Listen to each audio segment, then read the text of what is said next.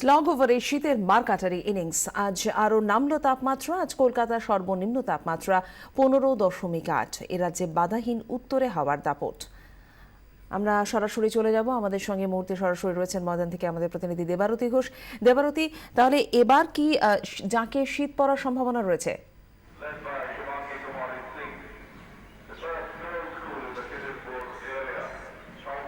দেখো, আবহাওয়াবিদরা যেরকমটা মনে করছেন যে সমস্ত জেলাগুলো রয়েছে পশ্চিমাঞ্চলের, সেই পশ্চিমাঞ্চলের জেলাগুলোতে কিন্তু আজও বৃষ্টি হতে পারে এবং গতকালও কিন্তু ঝাড়খণ্ড লাগোয়া পশ্চিমাঞ্চলের যে জেলাগুলো রয়েছে সেই জেলাগুলোতে বৃষ্টি হয়েছে এবং এই বৃষ্টি কিন্তু শীত বয়ে নিয়ে আসবে এ রাজ্যে। কলকাতা সহ গোটা দক্ষিণবঙ্গে এই জানুয়ারির মাঝামাঝি এসে কিন্তু একটা শীতের আমেজ পেতে পারে দক্ষিণবঙ্গবাসী, এমনটাই মনে করছেন আবহাওয়াবিদরা।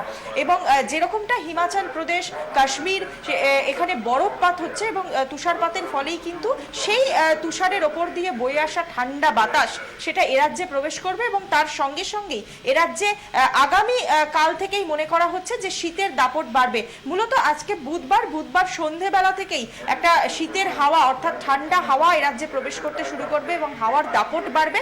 তার সঙ্গে সঙ্গেই কিন্তু যেরকমটা দেখা যাচ্ছে যে গতকালের তুলনায় আজকে যেরকম তাপমাত্রা নেমেছে, আগামীকাল সেই তাপমাত্রা আরও নামবে এবং বৃহস্পতি, শুক্র, শনি, রবি এবং আবহাওয়াবিদরা যেরকমটা মনে করছেন রবিবার অবধি এই যে শীতের দাপট, সেই শীতের দাপট বজায় থাকবে।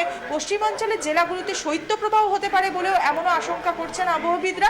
স্বাভাবিকভাবেই যেরকমটা আশা করা গিয়েছিল যে ঘূর্ণাবর্ত বা যে সমস্ত পশ্চিমী ঝঞ্ঝার দাপট রয়েছে সেগুলোকে কাটিয়ে জানুয়ারিতে একটা শীতের মেজাজ থাকবে, কিন্তু জানুয়ারির শুরু থেকেই শীত কিন্তু সেরকম ব্যাটিং করতে পারেনি।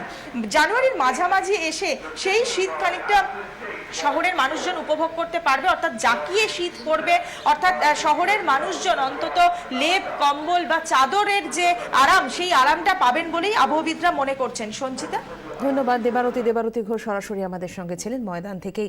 সকাল থেকেই ঘন কুয়াশাতে মোড়া বর্ধমান, দৃশ্যমানতা খুবই কম। কুয়াশার ফলে আলু চাষিদের মাথায় হাত। এইভাবে কুয়াশার দাপট অব্যাহত থাকলে আলু গাছে নাভিশ্বাস আক্রমণ হবে।